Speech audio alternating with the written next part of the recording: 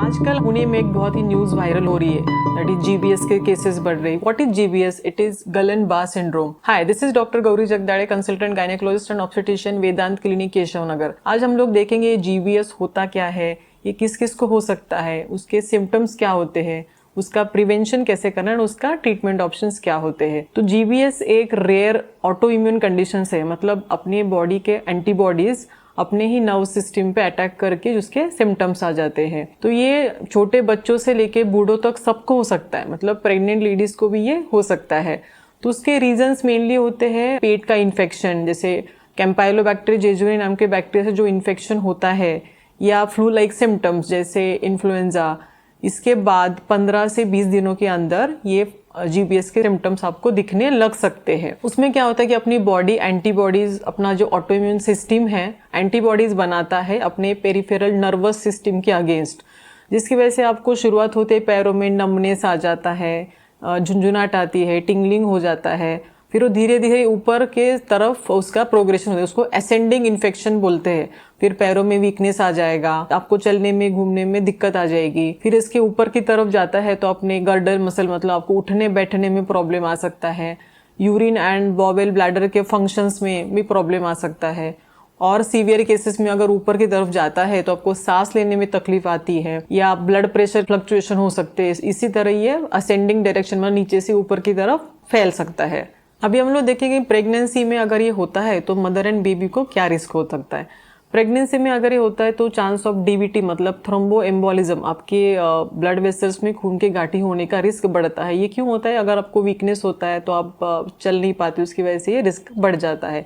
अगर severe cases हो जाते हैं तो रेस्पिरेटरी फेलियर, मतलब सांस लेने में तकलीफ हो सकती है, तो आपको वेंटिलेटर वगैरह की जरूरत बहुत रेयरली लग सकती है। एंड बेबी में अगर इसका डिलीवरी प्रीटर्म हो जाता है तो प्री मेच्योरिटी का एक रिस्क रहता है, एंड बेबी में एक इंट्रायूटेराइन ग्रोथ रिटार्डेशन का भी रिस्क रहता है। अभी हम लोग देखेंगे इसको प्रेगनेंसी में अगर होता है तो उसको मैनेज कैसे करना है।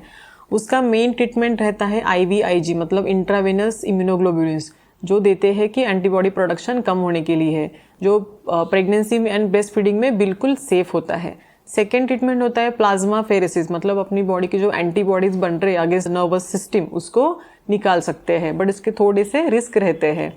सेकेंड होता है थ्रोम्बोप्रोफाइलैक्सिस, मतलब जिसको डीवीटी या थ्रोम्बोसिस का रिस्क रहता है, उसे ब्लड थिनर एजेंट्स हम लोग दे सकते हैं, एंड फिजियोथेरेपी से भी इसके फायदा हो जाता है। देन पेन मैनेजमेंट, उसमें कुछ गाबापेंटिन, प्रीगाबलिन जैसे ड्रग्स भी आपको एडवाइस कर सकते हैं। Then during delivery, regarding delivery हम लोग देखेंगे डिलीवरी कैसी करनी चाहिए। Vaginal delivery usually safe in GBS patients, पर अगर आपको लोअर लिम्ब में वीकनेस है तो आपको सिजेरियन करने की जरूरत पड़ सकती है, apart from the obstetric factors for the caesarean delivery. Anaesthesia के बारे में, epidural anaesthesia, spinal anaesthesia generally safe रहता है as compare to the total, मतलब जनरल एनेस्थीसिया के कंपैरिजन में, क्योंकि जनरल एनेस्थीसिया में there is a risk of respiratory infection. अभी हम लोग देखेंगे कि इसका प्रिवेंशन कैसे करना है, मतलब आपको इसमें डरने की बिल्कुल जरूरत नहीं है। जीबीएस से हम लोग प्रिवेंशन कर सकते हैं, जैसे कि हमने पहले डिस्कस किया। ये इन्फेक्शन होता है अपने फ्लू सिम्टम्स के बाद या पेट के इन्फेक्शन के बाद। सो फ्लू से बचने के लिए आपको मास्क पहनना है, भीड़ की जगह पे जाना अवॉइड करना है, अगर जाना भी है तो अच्छे से मास्क पहन के जाना है, हैंड हाइजीन मेंटेन करना, मतलब हैंड वॉश अच्छे तरीके से करना है, अपने गंदे हैंड फेस को टच नहीं करना है। एंड पेट के इन्फेक्शन को अवॉइड करने के लिए आपको बाहर का खाना अवॉइड करना चाहिए, एंड अगर पानी भी पीना है तो बॉइल करके एंड फिल्टर्ड वाटर आपको पीना चाहिए। So the take home message is कि GBS is rare and auto immune condition है, बट ये उसके सिम्टम जनरली रिकवर हो जाते हैं। प्रेगनेंसी में अगर होता है तो इसमें डिलीवरी, वजाइनल डिलीवरी पॉसिबल होती है अंडर एडिक्वेट एनेस्थीसिया, एंड उसके ट्रीटमेंट ऑप्शन में IVIG is the best option, जो प्रेगनेंसी एंड ब्रेस्ट फीडिंग में बिल्कुल भी सेफ होता है। सो आपको डरने की बिल्कुल जरूरत नहीं है। प्रिवेंशन लेके आप इसको प्रिवेंट कर सकते हो, और अगर आपको होता है तो आपको डॉक्टर से इमीडिएटली कांटेक्ट करके उसकी ट्रीटमेंट लेके आप जल्दी से जल्दी रिकवर हो सकते हैं। Stay tuned for such important videos. Thank you.